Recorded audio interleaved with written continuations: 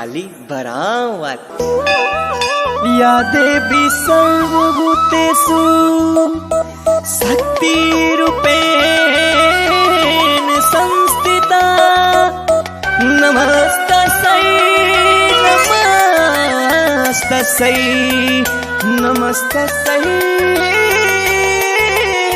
नमो नमः।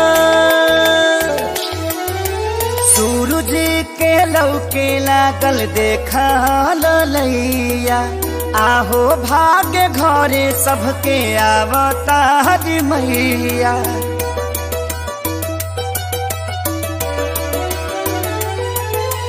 सूरज के लौके लागल देखा ललैया आहो भाग्य घरे सबके आवता हरि मैया। अब करा जन दे भइल पूजन के बे जनी जियरा छाछा नावा हाली दूध लेके आव गैया के आरती उतारा मैया के पौआ पखारा मैया के। बड़ी भागे आईली माता रानी हो सेवा में खड़ा हो पानी हो।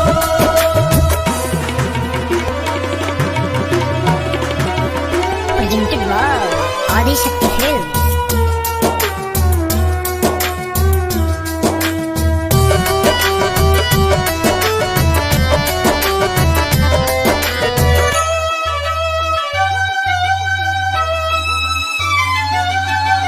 आचार से केहू पगरी से तो जब बाहर यही है जौना डगरी से।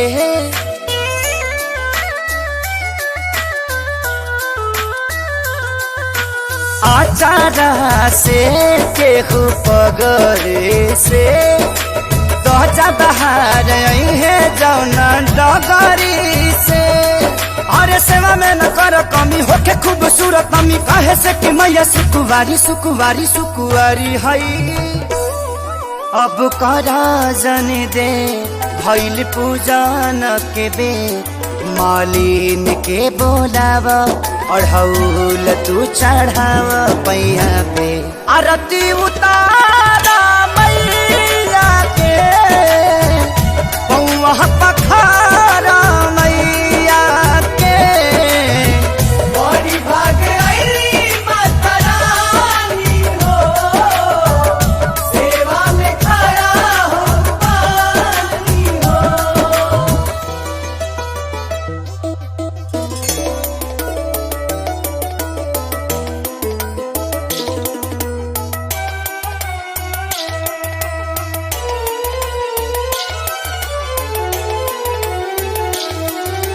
धरती के भाग दुए बेहरा जागेला चाही तो कुआर बड़ा नेक लगेला।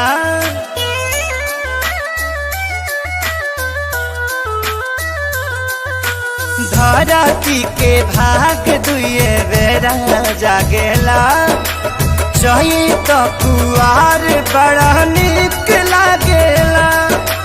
देख मुस्काते मैया आई गईली रंग नैया बेटा खेले सीखे सारी खेसारी खेसारी के। अब करा जन दे भइल पूजन के बे पुरैन पात लेके आव छाक लवंग जुटाव जैया के आरती उतार मैया